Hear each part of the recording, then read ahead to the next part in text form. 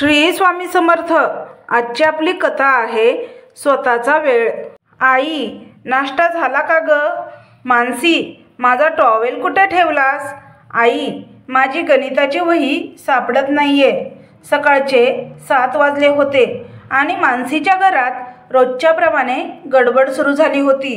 2 मुलं अर्णव आणि अवनी शाळेसाठी तयार होत होते आणि तिचा नवरा संजय ऑफिसला जायची तयारी करत होता। सासूबाई चहा नाश्ता मागत होत्या। या सगळ्यांच्या मध्ये मानसी होती। नेहमीप्रमाणे दिसायला नीट, पण चेहऱ्यावर थकवा। तिचा स्वतःचा चहाही नीट निवांत प्यायला तिला वेळ मिळत नव्हता। तिचं वय आता 40, लग्नाला 20 वर्ष झाली आणि या काळात ती पूर्ण वेळ गृहिणी म्हणून संसार सांभाळत होती। तिचं आयुष्य म्हणजे घर, स्वयंपाक, मुलं, पती, सासू, खरेदी, स्वच्छता, पाहुणे, सणवार यातच तिचा दिवस सुरू आणि त्यातच संपत असे। पूर्वी ती एक वेगळी मानसी होती। कॉलेजमध्ये चैतन्याने भरलेली, कवितांमध्ये हरवणारी, संगीताची शौकीन। पण लग्नानंतर एक एक करून सगळे मागं पडलं। तीही फारसा विचार करत नाही आता, कारण हळूहळू तिने स्वतःच्या गरजांना दुसऱ्या नंबरवर ठेवायचं शिकून घेतलं होतं। ती किचनमध्ये जाऊन पोहे करत होती। मध्येच पाठीत एक उसासलेली वेदना जाणवली। गेले काही महिने तिला सतत पाठीचा त्रास जाणवत होता। सकाळी उठताना थोडा वेळ लागायचा शरीराला सराव होण्यास, पण तिने या वेदनेलाही रोजच्या रुटीनप्रमाणे स्वीकारलं होतं। संजय बूट घालत म्हणाला, मानसी, माझा शर्ट नीट इस्त्री झाला नव्हता आज। मी मीटिंगला जातोय, जरा नीट बघ। मानसीने केवळ हसून मान हलवली। काही उत्तर देण्याची गरज तिला वाटली नाही। मुलं शाळेसाठी निघून गेली। संजयही ऑफिसला गेला। दार बंद झालं आणि घरात एकदम शांतता पसरली। पण या शांततेत एक प्रकारचा एकटेपणा जास्त जाणवत होता। मानसीने हातात चहा घेतला आणि हॉलच्या खिडकीपाशी बसली, पण चहा थंड झाला होता आणि तिचं मनही तसंच कोरडं, थकलेलं, नकोसं झालेलं। दिवस पुढे सरकला। दुपारी तिने रोजच्याप्रमाणे घर आवरलं, कपडे घातले, जेवण तयार केलं। संध्याकाळी मुलं परत आली। त्यांचे गृहपाठ, संजयची कॉफी, टीव्ही आणि रात्रीचं जेवण एकच रुटीन। त्या रात्री जेवणानंतर मानसी पाठ थोपटत म्हणाली, संजय, मला वाटतं डॉक्टरकडे एकदा जावं लागेल। पाठीचा त्रास वाढतोय। संजयने मोबाईलवरून डोळा न हटवता उत्तर दिलं, हो, बघ, उद्या वेळ काढून जा। फिजिओथेरपी देतील कदाचित। तिने निमूटपणे मान डोलावली। तिला जास्त अपेक्षा नव्हत्या, पण मनात कुठेतरी एक भीती मात्र होती। ही पाठदुखी म्हणजे वयाची सुरुवात आहे की म्हातारपणाची, की अजून काही? दुसऱ्या दिवशी सकाळी संजय ऑफिसला गेला, मुलं शाळेत गेली आणि मानसीने डॉक्टरची अपॉइंटमेंट घेतली। तिला तिथे जावं लागणार होतं, स्वतःसाठी, खूप दिवसांनी। डॉक्टर एक मध्यमवयीन महिला होत्या, सौम्य आणि अनुभव संपन्न। तपासून झाल्यावर त्यांनी विचारलं, मानसी, तुमचं रुटीन काय असतं? मानसी हसली, रुटीन म्हणजे घर, मुलं, स्वयंपाक, बस इतकंच। डॉक्टर काही क्षण गप्प राहिल्या आणि म्हणाल्या, तुम्ही दिवसभर एकाच ठिकाणी काम करत असता। शरीराचं बिघडलेलं संतुलन, हालचालींचा अभाव आणि वाढतं वजन यामुळे ही पाठदुखी आहे। मला वाटतं तुम्ही योगा सुरू करा। योगा? हो, श्वसन साधना, थोडं स्ट्रेचिंग, शरीराला श्वास देणं। तुम्हाला बरं वाटेल आणि मानसिक शांतता मिळेल। मानसी थोडी गोंधळी। तिला काही योगा, ध्यान वगैरे माहिती नव्हतं। तिचे स्वतःकडे लक्षच गेलं नव्हतं इतके दिवस। मग योगा काय आणि शांती काय? डॉक्टर म्हणाल्या, एखादा योगा क्लास शोधा. पहिल्यांदा गेलेला दिवस वेगळा वाटेल, पण हळूहळू तुम्हाला तुमचं स्वतःचं अस्तित्व जाणवेल. डॉक्टरांच्या सल्ल्यानंतर ती रस्त्यावर येऊन बसली. बाजूलाच एका योगा क्लासची पाटी दिसली. श्वास, योगासने आणि प्राणायाम. ती तिथे बघत राहिली. काही बायका आत जात होत्या, काही बाहेर येत होत्या, काही तर तिच्याच वयाच्या. तिच्या मनात एक विचार डोकावला, शेवटी काय हरकत आहे, एकदा जाऊन बघूया. श्वास, योगासने आणि प्राणायाम. पाटीकडे अजूनही तशीच बघत होती. मानसी त्या क्लासच्या दारात काही क्षण उभी राहिली. आत जाण्याचा विचार तिला अस्वस्थ करत होता. आपणच नवे असू, कुणी ओळखीचं नाही. वयाच्या 40शीत क्लासमध्ये पहिल्यांदाच. मनात नकाराचा सूर. तरीही तिचा पाय पुढे पडला. क्लासच्या रिसेप्शनवर एक साधीशी पण प्रसन्न चेहऱ्याची तरुणी बसलेली होती. नमस्कार, म्हणजे मला योगा क्लासबद्दल माहिती हवी होती. हो नक्की मॅडम, माझं नाव कावेरी आहे. इथे प्राणायाम, स्ट्रेचिंग, शिथिलीकरण, ध्यान अशा सगळ्या गोष्टी शिकवल्या जातात. पहिला दिवस ट्रायल आहे. तुम्हाला आवडलं तर तुम्ही नियमित होऊ शकता. मानसीने मान डोलावली. कावेरीने तिला आत एक गादी दिली आणि ती हलक्या आवाजात म्हणाली, आजचा क्लास सुरू व्हायला 10 मिनिटं आहेत. तुम्ही इकडे या. मानसी आत बसली. वर्गात 12-15 स्त्रिया होत्या. कोण मध्यमवयीन, कोण थोड्या तरुण आणि काही तिच्याच वयाच्या. काहींनी मॅट अंथरल्या, डोळे मिटले. मानसी स्वतःला तिथे वेगळी, परकी वाटत होती. योगगुरूंची एंट्री झाली. क्लासमध्ये एक शांत, मध्यमवयीन बाई आल्या.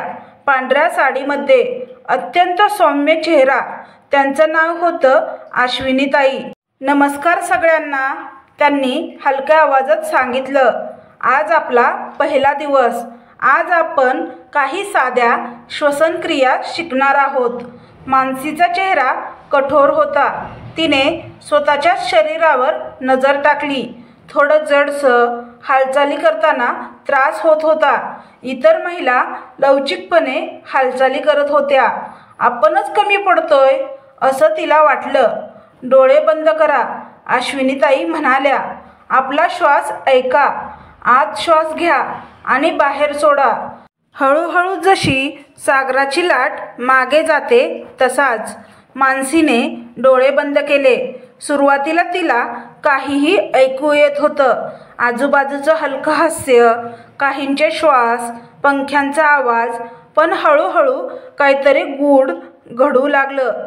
ती पहिल्यांदा स्वतःच्या श्वासांवर लक्ष केंद्रित करत होती. हा श्वास किती विस्कळीत होता, धापा टाकणारा, धावपळीचा. ती थांबली. पुन्हा श्वास घेतला. थोडा खोल, थोडा शांत. अश्विनीताईंचा आवाज हलकासा कानावर आला.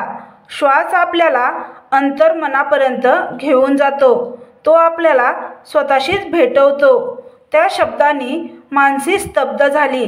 कित्येक वर्षानंतर तिला वाटलं, कोणीतरी तिला ऐकलं आहे. पुढे काही हलकी योगासने घेतली गेली. मोकळ्या हातांची हालचाल, पाठीचा ताठपणा, पायांच्या बोटापर्यंत जाणारी स्ट्रेचिंग. मानसीला सुरुवातीलाच त्रास व्हायला लागला. पाठीत चिरचिर वाटत होती. मांड्या वळवताना वेदना. एक क्षण तिला उठून जावं वाटलं. हे आपल्याला जमणार नाही, तिच्या मनाने सांगितलं. पण अश्विनीताईंनी त्या क्षणी सांगितलं, कोणाला त्रास होतोय का? हळूहळू करा. योगा म्हणजे जबरदस्ती नाही, प्रेमाने शरीराशी संवाद. हा शब्द, प्रेमाने शरीराशी संवाद, मानसीला आत कुठेतरी भिडला. तिने स्वतःच्या शरीराकडे प्रेमाने कधी पाहिलं होतं का? नेहमी फक्त कर्तव्य म्हणून वापरलं होतं. स्वयंपाकासाठी, साफसफाईसाठी, मुलं वाढवण्यासाठी. ती डोळे मिटून हळूहळू स्ट्रेच करू लागली. शरीर थोडं दुखलं, पण मनात एक नवी चेतना जागी होत होती. शेवटी ताई म्हणाल्या, आपण आता शांत बसा, डोळे मिटा. आपल्या मनात ज्या आठवणी, चिंता, विचार आहेत ते फक्त पहा. काही करू नका, फक्त पहा. मानसीने डोळे मिटले. काही क्षणात तिच्या डोळ्यासमोर अर्णवच्या गृहपाठाची आठवण आली. संजयचा उदास चेहरा, गॅसवरचा सूप, कपड्यांचा ढीग. पण या सगळ्यांच्या पलीकडे एक रिकामी जागा होती, एक शांत जागा. ती पहिल्यांदा त्या जागेत पोहोचली होती. तिथे ना गोंधळ, ना जबाबदाऱ्या, फक्त तिचं अस्तित्व होतं. क्लास संपल्यावर सगळ्या बायका एकमेकींशी गप्पा मारत होत्या. मानसी थोडं दूर उभं राहिली. तिच्या चेहऱ्यावर थोडा भावनांचा गोंधळ होता, थोडं समाधान, थोडं अश्रूंनी ओलं झालेलं हास्य. कावेरी जवळ आली, हसत म्हणाली, कसं वाटलं? मानसी एक क्षण विचार करत राहिली, मग म्हणाली, काहीतरी खूप वर्षानंतर शांत झाल्यासारखं वाटलं. त्या रात्री ती जेवण लवकर उरकून बेडरूममध्ये आली. संजय मोबाईलवर होता.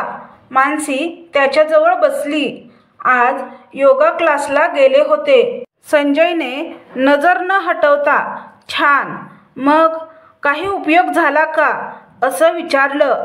हो, उपयोग म्हणजे स्वतःशीच थोडं भेटल्यासारखं वाटलं. संजयला काही समजलं नाही, पण त्याने केवळ हं केलं. मानसीने खिडकीकडे पाहिलं. पावसाच्या हलक्या सरी पडत होत्या. त्या श्वासासारख्या वाटत होत्या, मृदू, जागवणाऱ्या, शांत. मानसीच्या आयुष्यात एका वेगळ्याच प्रकारचं चैतन्य झिरपत होतं. योगाचा पहिला अनुभव तिला आतून काहीतरी हलवून गेला होता. शारीरिक वेदना आणि मनाच्या अंधाऱ्या कोपऱ्यातील थकवा तिला हळूहळू जाणवत होता.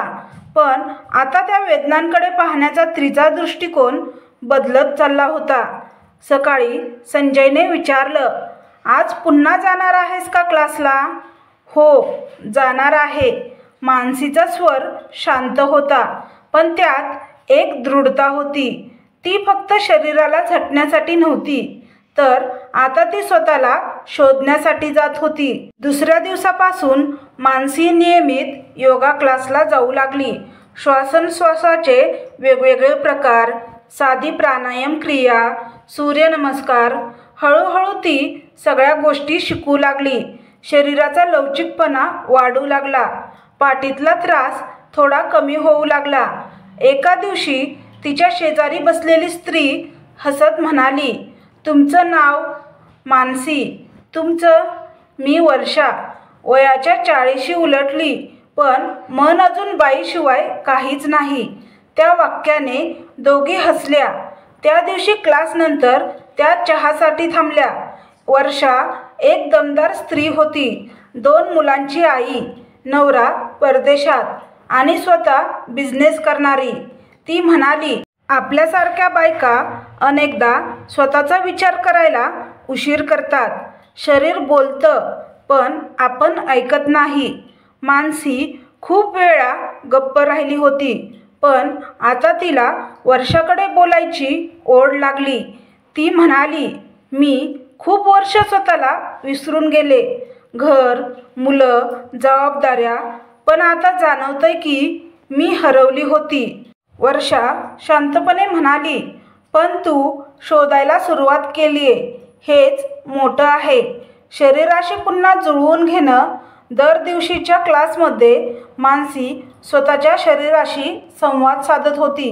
जेव्हा ती श्वास आत घेई, तेव्हा तिला वाटे की आयुष्याचा एक नवीन तुकडा तिच्या आत झिरपत आहे.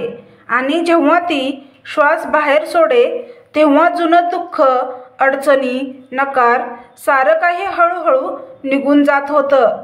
ताई दर दिवशी काहीतरी सांगायच्या. श्वास घेताना म्हणायचं की मी शांत आहे. श्वास सोडताना मी मुक्त आहे. ही साधी वाक्य मानसीच्या मनात खोल रुजत चालली होती. संजयला मानसीतला बदल जाणवू लागला होता. आता ती सकाळी लवकर उठून स्वतःसाठी वेळ राखून ठेवत होती. तो उठेपर्यंत ती ध्यान संपवून हलका नाश्ता तयार करत असे. एक दिवस संजय म्हणाला, तुझा चेहरा शांत वाटतो हल्ली. मानसीने त्याच्याकडे पाहिलं. ती काही बोलली नाही, पण तिच्या चेहऱ्यावर एक सौम्य हसू होतं. मुलगा अर्णवही एक दिवस म्हणाला, आई तू आता खूप छान दिसतेस. आधी सारखी दमलेली वाटायचीस. त्या एका वाक्याने मानसीच्या डोळ्यात पाणी आलं. एका दिवशी योगा क्लासमध्ये ध्यान करताना मानसीच्या मनात एक जुनी आठवण आली. ती कॉलेजमध्ये असताना नाटकात काम करत असे.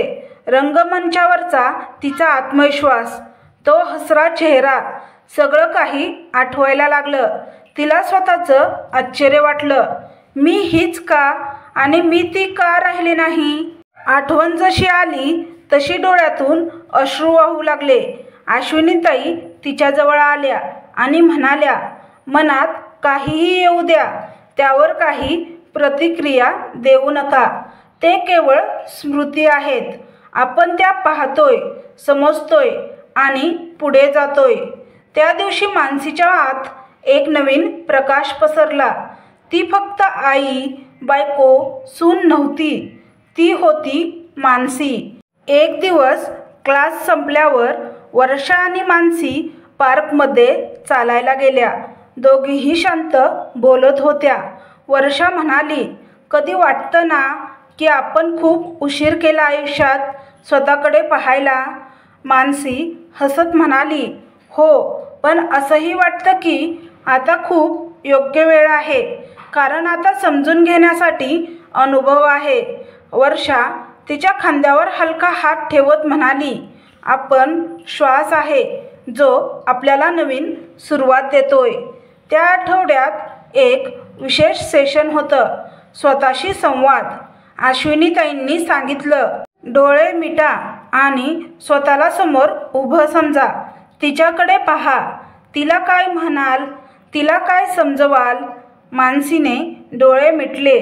तिच्यासमोर एक थकलेली, गोंधळलेली पण तरीही आशेने पाहणारी स्त्री उभी होती. ती स्वतः होती. माफ कर, मानसी म्हणाली, मी तुला खूप वेळ दुर्लक्षित केलं, पण आता मी आहे. मी तुझ्यासोबत आहे. ती स्वतःशी संवाद साधत होती, शब्दाशिवाय पण पूर्ण भावनांनी. अश्विनीताईंनी त्यांना एक टास्क दिला. दररोज त्यांच्या जीवनाचा अनुभव डायरीमध्ये लिहायचा. त्या रात्री मानसीने एक डायरी उघडली. अनेक वर्षानंतर ती लिहू लागली, आज मी स्वतःशी बोलले. खूप दिवसांनी आणि खूप वर्षांनी वाटलं की मी एकटी नाही. माझं अस्तित्व आहे. मी आहे.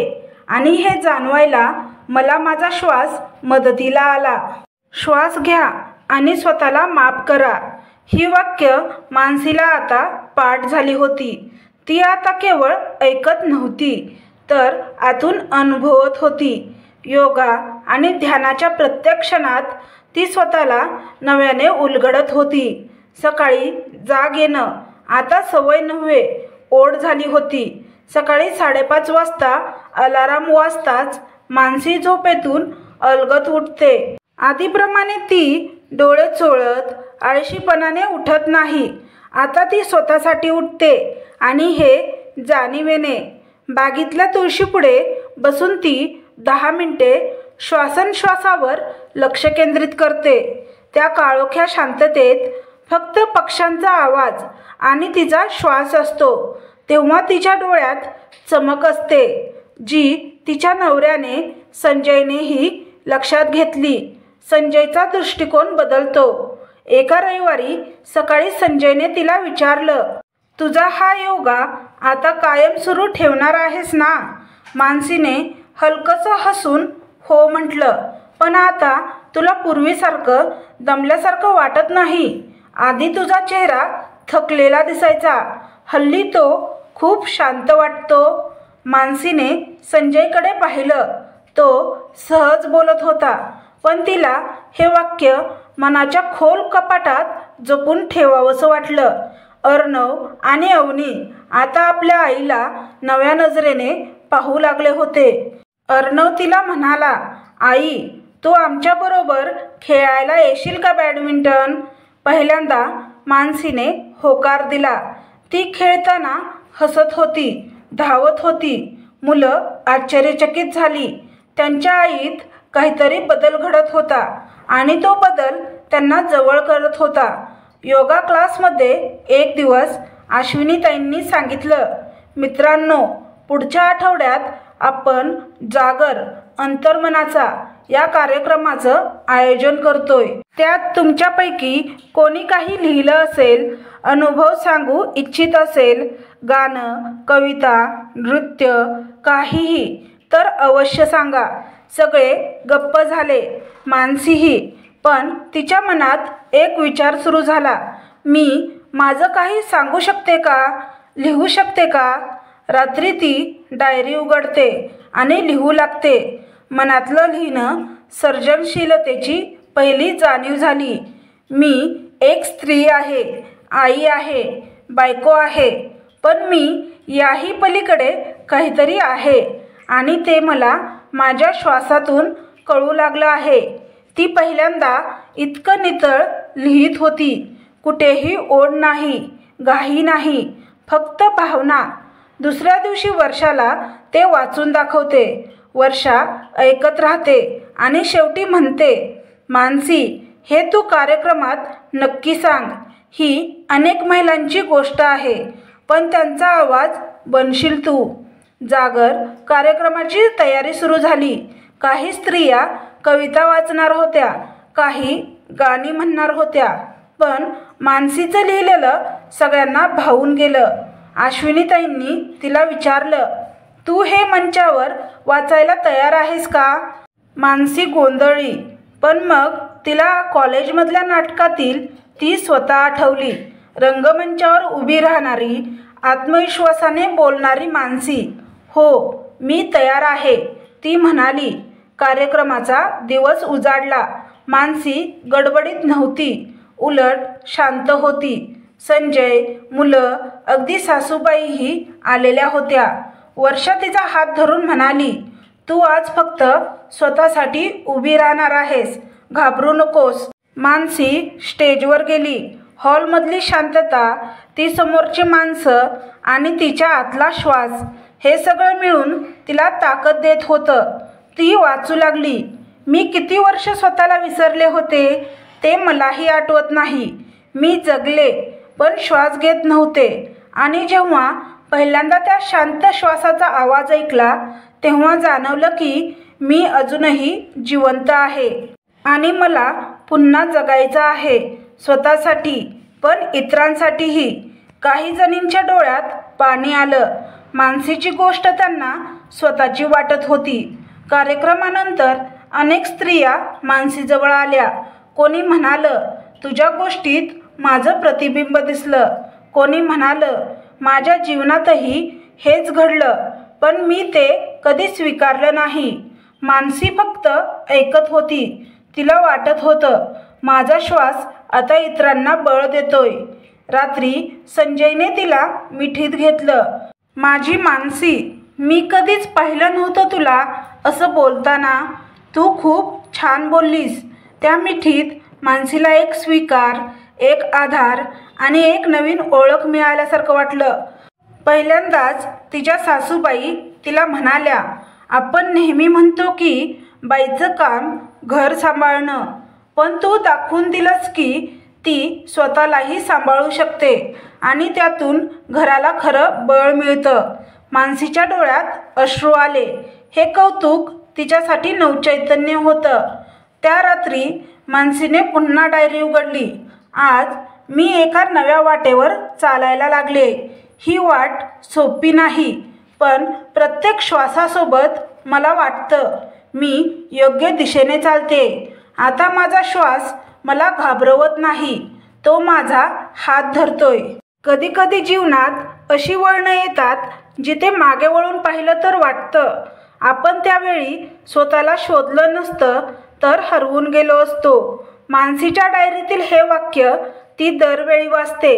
तेव्हा ती हसते, कारण आता तिचं जीवन बदललं होतं, केवळ बाहेरून नव्हे तर आतूनही. मला योग शिक्षिका व्हायचंय हा विचार तिला आधीच मनात आला होता, पण तो बोलून दाखवणं एक वेगळी पायरी होती. वर्षा तिचा चेहरा पाहून म्हणाली, मानसी, तू अगदी तयार आहेस. तुझा अनुभव बोलतो आणि शिकवण्यासाठी अनुभव हाच सर्वात मोठा गुरु असतो. मानसीने पुण्याच्या एका नामांकित संस्थेत प्राणायाम व योग शिक्षण कोर्ससाठी नाव नोंदवलं. सकाळी मुलांना शाळेत सोडून ती तिथे जायची. एका खोलीत बसून अनेक नवीन गोष्टी शिकायची. शरीराचे शास्त्र, श्वासाचे प्रकार, मुद्रा, ध्यानधारणा आणि सर्वात महत्त्वाचं धैर्य. प्रत्येक वर्गात ती एक विद्यार्थी बनून बसायची, अगदी नवख्या शाळकरी मुलासारखी, पण डोळ्यात जिज्ञासाची चमक घेऊन. संजय, अर्णव आणि अवनी तिला रोज क्लाससाठी तयार करत. संजय म्हणायचा, तू शिकायला जातेस म्हणजे आम्ही पण शिकतो, वेळ द्यायला, समजून घ्यायला आणि तुला साथ द्यायला. सासूबाई आता तिच्या चहा नाश्त्याची काळजी घ्यायच्या, कधी तिचा डबा भरून द्यायच्या. काय ग, आता माझी सून गुरु होणार बघ, असं हसत हसत म्हणायच्या. कोर्सचा शेवट गाठताना एक लेखी परीक्षा आणि प्रात्यक्षिक परीक्षा होती. प्रश्न आले, योग म्हणजे काय? श्वास कसा बदलतो? मानसीने त्या उत्तरांमध्ये फक्त परिभाषा नाही तर स्वतःचं जीवन लिहिलं. प्रात्यक्षिकाच्या वेळेस ती संपूर्ण ध्यान साधना वर्गासमोर करायला बसली आणि जेव्हा डोळे उघडले सगळ्यांच्या टाळ्या ऐकू येत होत्या. प्रमाणपत्र मिळताच मानसीने पहिलाच योग वर्ग स्वतःच्या अंगणात सुरू केला. काही शेजारणी, काही मैत्रिणी आणि काही सोसायटीमधल्या तरुण मुली सगळ्या पहिल्या वर्गाला जमल्या. मानसी म्हणाली, आज मी तुम्हाला श्वास शिकवणार नाही, मी तुम्हाला स्वतःशी बोलायला शिकवणार आहे. त्या पहिल्या वर्गात एक प्रकारचा जादूचा क्षण होता. प्रत्येकजण डोळे मिटून स्वतःकडे पाहायला शिकत होता.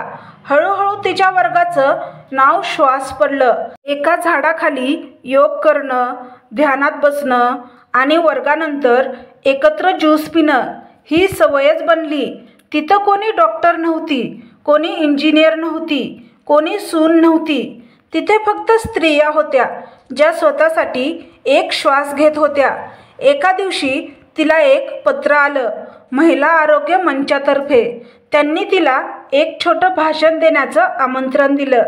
गृहिणी ते गुरु, अंतर्मनाचा प्रवास. संजयने ती नोट वाचली आणि म्हणाला, मानसी, ही खरी तुझी पदवी आहे, ती घेऊनच ये. अखेर तो दिवस आला.